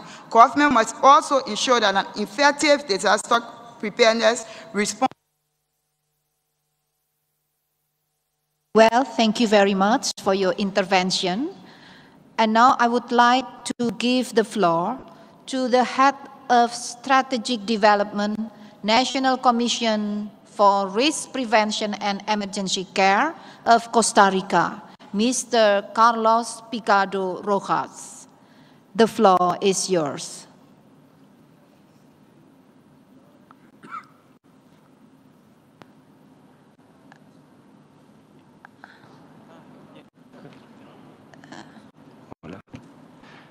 Bien, ya. Bueno, nuevamente agradecer que nos den nuevamente la palabra para referirnos a este tema. Voy a referirme concretamente a la pregunta 2 y la pregunta 4. Cuando en el año 2015 se emiten los objetivos del milenio y el marco de acción de Sendai, hubo un énfasis que llamó la atención y ambos instrumentos tienen de por medio la delimitación de metas a cumplir. Y esto nos lleva como consecuencia a los países a observar la relevancia que Naciones Unidas le da al tema de la medición. De hecho, inmediatamente Naciones Unidas convoca a un grupo de expertos en ambos casos para delimitar los indicadores y la terminología con la cual se tiene que evaluar. Voy a referirme muy brevemente a la experiencia que nosotros como país hemos tenido, justamente con nuestra política nacional y nuestro plan de gestión de riesgo. El capítulo más importante que nosotros tenemos en este instrumento es justamente el capítulo de medición y seguimiento. Ahí están estructurados los indicadores con los que el país va a medir y además está estructurado lo que nosotros denominamos el itinerario de control de las acciones. Me encantaría tener mucho tiempo para contarles cómo esto se ha desarrollado, pero la observación que quisiera hacer justamente en términos de propuestas para el ejercicio de evaluación de medio periodo es la observación de que los actores responsables del cumplimiento de las acciones y metas que nuestro plan nacional tiene se comprometieron justamente a someterse a la medición. Pero cuando entramos a la tarea de los reportes y la información necesaria para saber cómo avanzamos, nos damos cuenta de que hay limitaciones en cuanto a la generación de información y en cuanto a someterse a una rutina de medición. Entonces, encontramos en esto un elemento de oportunidad y de reto que nos parece que puede ser transmitido a nivel de todos los países para el siguiente periodo del cumplimiento del marco de Sendai. Nos parece que esto tiene mucho que ver con el objetivo 17 de los objetivos del milenio en cuanto a la rendición de cuentas, que es fundamental sobre todo cuando estamos hablando de la reducción de riesgo de desastres. Muchas gracias. Well, thank you very much for your intervention. Now I would like to hand over the moderation to the co-chair of Madame Albrito. Please take your co-chair. Thank you very much. And I now give the floor to Japan, Dr. Kozo Nagami, Director for the Disaster Risk Reduction Group and Deputy Director General, Global Environmental Department, International Cooperation Agency. The floor is yours. Thank you so much, Chairman, Co-Chair, and Ms. Albrito. I'm focusing on the question number 4 and 5, the institutional capacity and tool and gadgets. Although we are fully surrounded by hazards and threats, either natural or man-made, we should not blindly generalize those external shocks in the black box with intentionally or unintentionally naming it as multi-hazard. Hazard exposure reduction is the most crucial DRR actions, but just taking multi-hazard as a whole and paying attention just to the results and consequent calamities are not enabling proper disaster risk reduction. In other words, the importance of precisely consider the complex multi-hazards are increasing day by day, year by year, without fading out. But we should not dismiss the prerequisite to accurately capture each hazard element.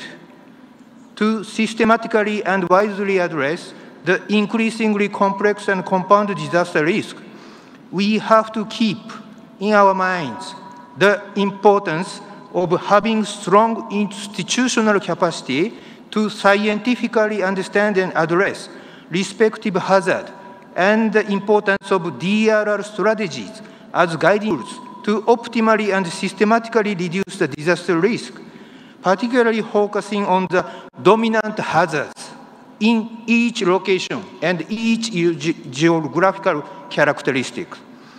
Also, we need proper indicators, not only in the social or economic vulnerability as underlying elements, but also more scientific data for capturing natural hazard and exposure to measure the outcome of the real effective DRR actions.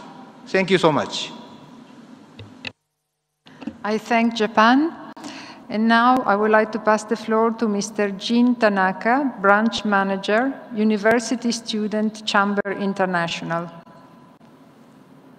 Chair and delegates, thank you, Madam Co-Chair, for the floor. I'd like to address guiding questions 4 and 5. We strongly urge the strengthening of the global partnership to activate the exchange of information, human resources, and technology. The use of the unified standards and technologies as a burning variable in international rivers to reduce secondary disasters and promote information sharing in order to minimize the risk of these disasters. We speculate that the establishment of joint disaster management system, especially in certain watersheds in international rivers and island regions, will help to reduce economic loss due to the disasters. We are also convinced that as a stakeholder participation, implementing the capacity of all members of society to engage in disaster management by activating information exchange and raising the level of capacity building is extremely necessary for building a sustainable society in the future. We believe that investment in society in general through microfinance investment by governments and companies on the decade basis as investment in disaster reduction in advance of any support for capacity building to build the members of society and to promote the investment of cooperation of society as a whole is effective. We also convinced that the introduction of the appropriate and sustainable livelihood infrastructure development as a disaster risk governance will create a strong partnership with future stakeholders and greatly facilitate the mainstreaming of disaster risk management as a climate change and exclusive economic development today, and likely to increase the disaster risk. We look forward to achieving the disaster resilience to the fullest extent possible in the light of local characteristics. Nowadays, the climate change and addressing to the increasing the flood, drought, and stormy damage to the scientific efforts, and we also starting to the negotiations for the reducing the risk for the companies, and this time we have to increase to deliver to the many voices for the stakeholders to enhancement to the partnership for all the countries. And we also urge for the implementation for the setting of opportunities for exchange ideas to the government and international organizations for setting up to the strongest infrastructures to the future situations, the climate crisis, and the lack of the water resources. Thank you so much. Thank you, Mr. Tanaka. I now give the floor to Mr. Loirego, facilitator and technical advisor of DRR and SDGs, Mainstreaming RSA Practitioners Network. The floor is yours. Yeah, good evening, and I'm going to speak on questions 2 and 4.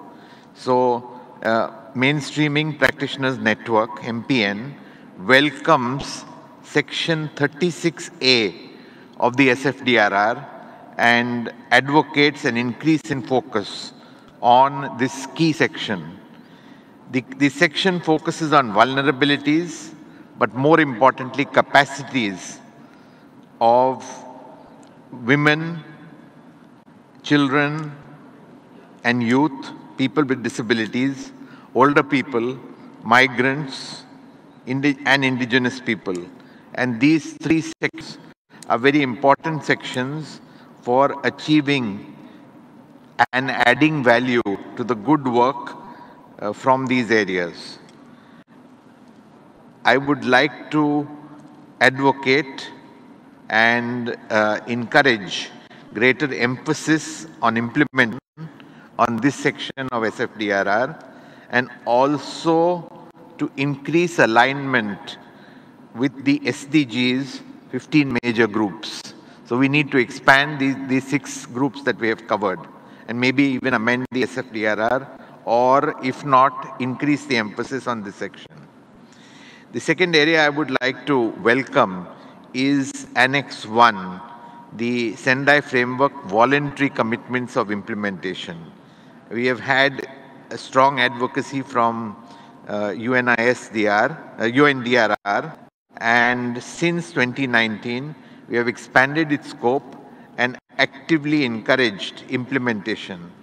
So UNDRR continues to commit to implementation.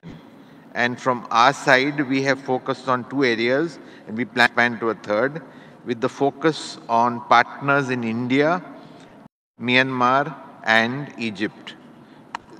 With India and Myanmar, we are actively involved and increasing the partnership with Egypt. Countries must align their work on the SDGs implementation and put a major focus on it, while linking the building of resilience and adaptation to climate change. And this requires working among government departments and at different levels of government. We lastly emphasize our active support to the governments, UN and civil society in Egypt and Qatar, the next 2 hold a COP, who are actively advocate the linking of CCM and adaptation along with resilience building during the next 2 COPs, and promote synergies with these actors. Thank you. I thank Mr. Rego. And now I hand over to Professor Karnawati, my co-chair, to continue the moderation. Thank you, Madam Albrito. Now I would like to continue the moderations, and I would like to give the floor to GIZ of Germany. The floor is yours. Dear delegates, dear colleagues, first of all, thank you for giving us the opportunity to share the thoughts of the German Development Cooperation on the Sendai Framework implementation. I'm going to refer to question 4 and 5. According to the latest global assessment report, risk creation is outstripping risk reduction. Development is taking place in a complex and uncertain environment of risks. At the same time, current development pathways are creating risks faster than we can manage them. Each context is different. Policies and interventions working in one situation might create risk in another. This requires continuous gathering of information and learning, and if necessary, readjusting or reversing decisions. So, strategically, where do we start if we want to address all this in a coherent and efficient way? We need to focus on national planning processes, as well as fiscal and budgetary plans, as they have immense leveraging effects. Therefore, we considered it important to prioritize capacity building for risk-informed decision-making for budgetary and planning processes. At the national level, this means supporting the institutionalization of competence centers to address risks and risk drivers in a holistic manner. We need to enhance the role of Sendai national focal points to facilitate intersectoral cooperation and navigate complementary approaches. By systems are driven by people, we need to further enhance training concepts and curricula focusing on risk-informed development to close knowledge and skills gap of decision makers. This can be enhanced by networks for professional working in planning and financial areas, where they can share experiences and tools of resilient public investments. Our world turns more complex every day. Risks of conflicts and fragility are on the rise and have cascading effects. Communities and administrations in fragile contexts have additional burden when struck by a disaster. So how can we better support them? How can we as DRM community support weak or fragile governmental and administrative structures at all levels? How can we help communities and municipalities that are busy serving basic needs for their population to additionally address natural hazards and risks? Only if we develop tailor-made solutions for those most in need we will effectively manage disaster risks. It is important that we constantly align our activity in a complementary manner. If we avoid silos and address blind spots, we can achieve the Sendai and Sustainable Development Goals together. Thank you. Thank you for the interventions. And I would like to give the floor to Director of Disaster Risk Reduction Center, Universitas Indonesia. The floor is yours. Bismillahirrahmanirrahim.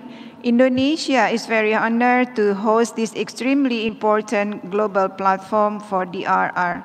Sendai Framework has directed us to address multi-hazards approach, and lessons learned from the pandemic COVID-19 has taught us many things. It became clearer that better understanding of multi-hazard is urgently managing risk in all of dimensions, including natural hazards, environmental, biological, or technological, and a combination of natural triggered technological disaster, or we known as NATEH disaster, is extremely important. As we know, Indonesia is a country prone to natural hazards. However, industries in Indonesia are also growing.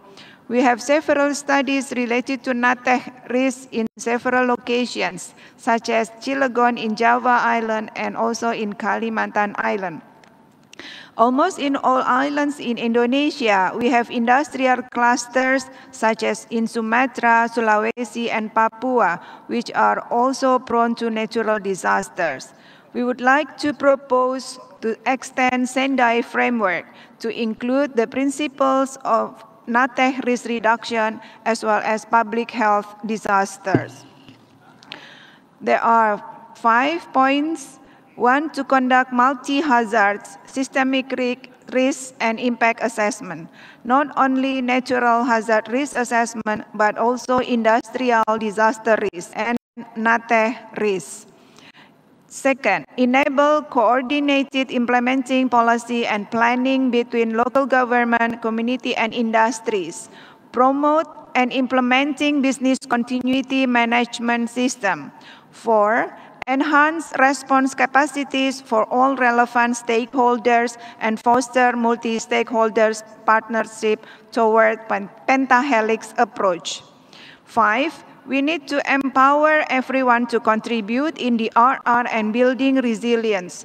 Implementing multi-hazard approach beyond natural hazard, we need strong hand-in-hand collaboration and deep collaboration, what we call in Indonesia as gotong royong or togetherness, that the RR is everyone's business can become a reality. Thank you very much. Thank you very much for the intervention. And now I would like to give the floor to the Director, Program in Disaster Intervention and Humanitarian Aid of the International Association of School of Social Work. The floor is yours. Hello, thank you. Greetings, everyone, and thank you for letting me speak. I'm here on behalf of the International Association of Schools of Social Work, but I want to focus on something that I think has not been given due weight and attention in this particular plenary, at least the sessions and the parts of the session that I was able to hear. And that is the level of household interventions.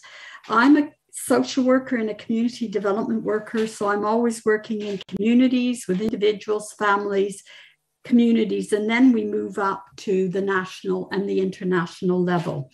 And I think regardless of whether the disaster is a health pandemic like COVID or armed conflict like the one we're seeing in the Ukraine and the one we saw in Syria, is an indication of how we have to think differently about what we do in order to enhance solidarity and have a holistic approach that goes from the household and individual level to the community level, to the national level, and to the international level. So I'm actually asking the delegates and pleading with you for a holistic approach so that we can take account of the differentiated experiences of disasters by women, children, older people, disabled people, and people who suffer from war, refugees especially, who are not included in certain camps like the Roma currently in Ukraine. So I want to argue that if we're going to make a difference, then we have to have solidarity that goes across all of those levels, from the international to the individual at the level of the household.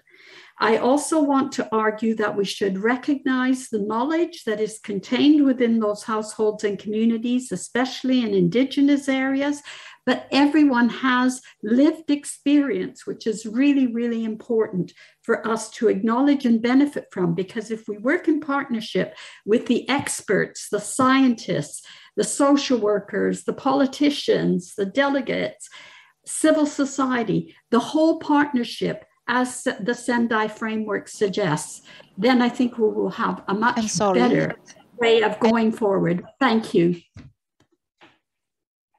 I finished. Okay.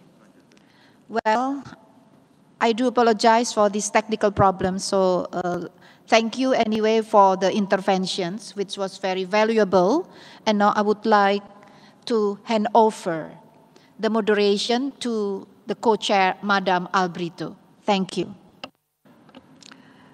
Thank you very much. Now I would like to give the floor to Mr. Andy Eka Sakia, Senior Engineer at the National Agency for Research and Innovation from Indonesia. The floor is yours. Thank you, Madam Chair, UNDRR and Indonesian government for having facilitated this esteemed plenary. I am referring my interventions to the questions number 4 and 5. In that regard, I would like to draw your kind attention on the report of the World Meteorological Organization, which described the sharp increase of the ocean's temperature and acidity. The situation will continue to worsen if policy choices to reduce greenhouse gases driven toward harmful and injustice directions. On the other hand, world race and global climate indices also imply that the fight against disaster and its various forms cannot be successfully done in silo, without collective effort, without sustainability, and without long-term vision. Therefore, it is necessary to carry out a joint global and concerted movement in building sustainable ocean resilience. There are clear and critical gaps in disaster risk management which are related to the impact of climate change and cascading disaster, namely capacity, resources, and access to data and information.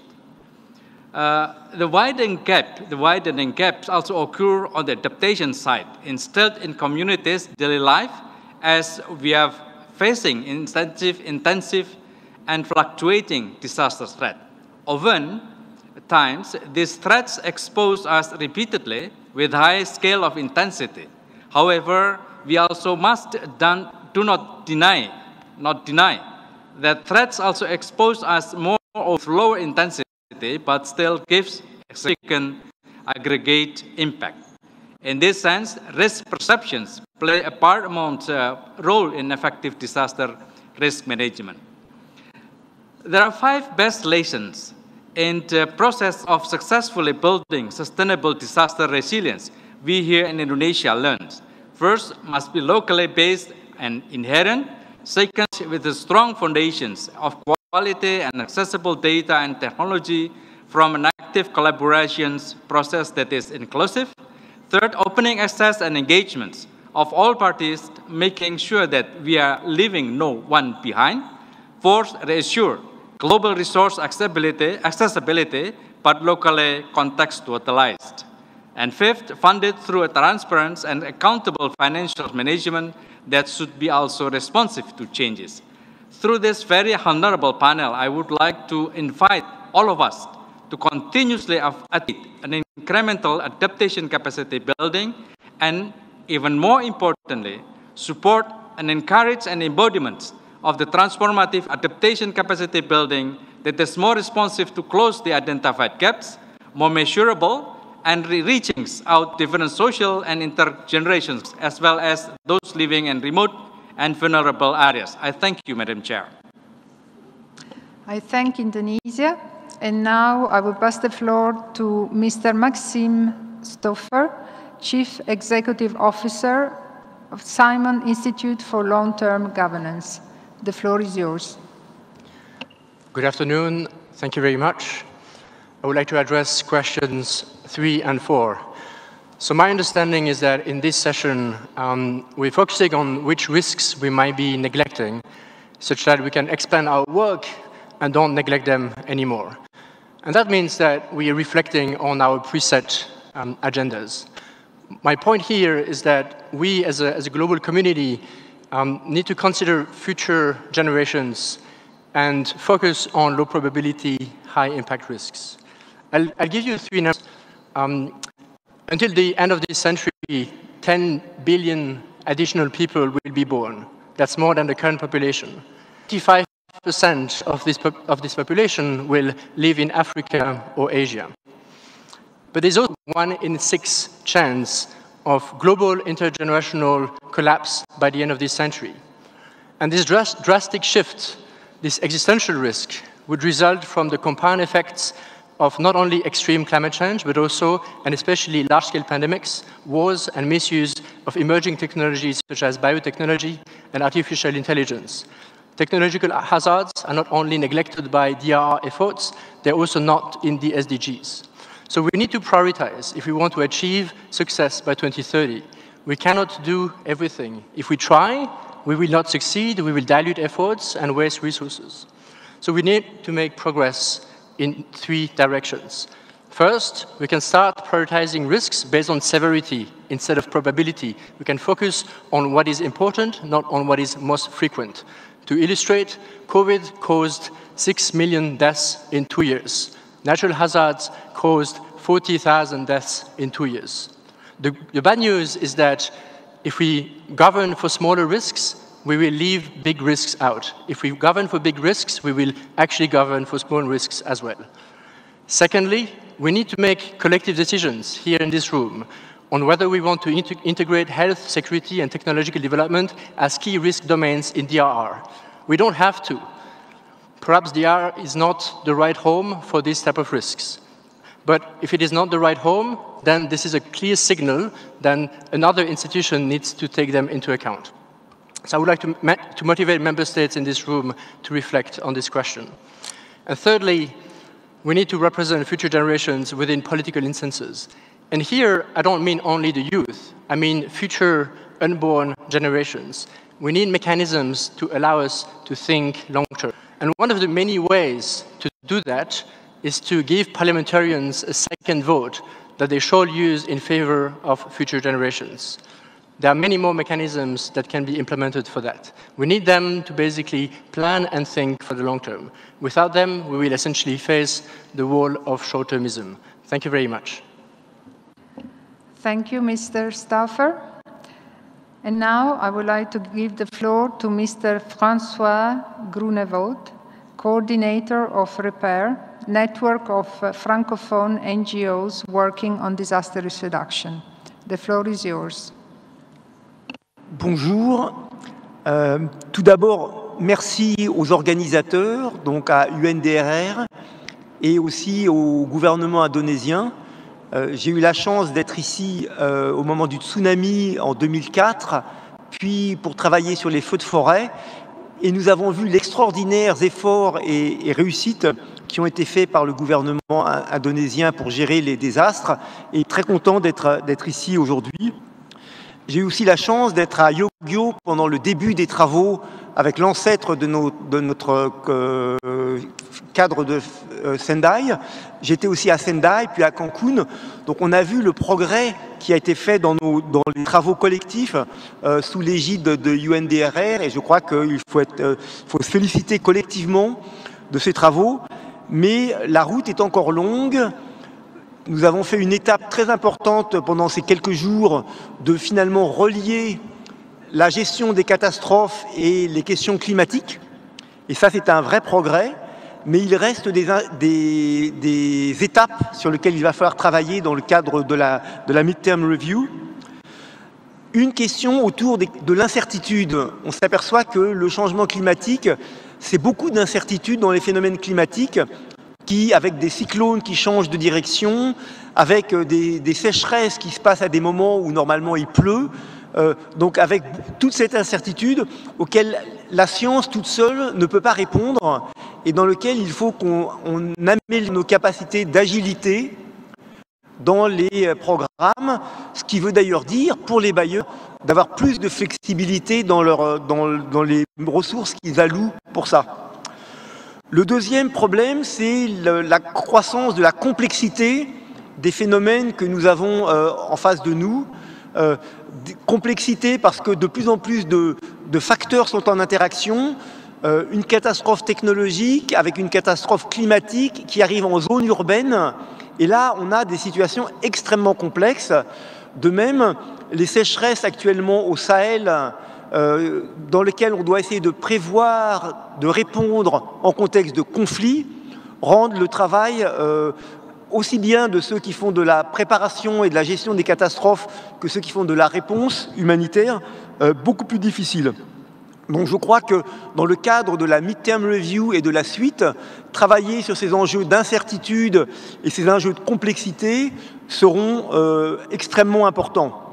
Pour terminer, dans le cadre d'un travail important qui a eu lieu en France et en Europe, dans le cadre de la préparation de la plateforme européenne humanitaire, toute une série de réflexions ont eu lieu sur, évidemment, les questions climatiques et de désastres que nous avons largement abordées aujourd'hui, mais aussi sur l'enjeu des acteurs de l'aide et peut-être plus spécialement des acteurs de la gestion des catastrophes que nous sommes, d'être exemplaires en termes de réduction de notre propre empreinte carbone. Les green procurement, comme on dit, le travail sur le renforcement des capacités locales pour éviter trop de transports internationaux, les dynamiques de renforcement au niveau des communautés pour être sûr que des solutions.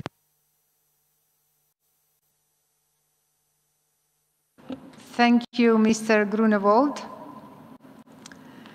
Thank you very much for your intervention. This has been a fascinating and thought-provoking discussion.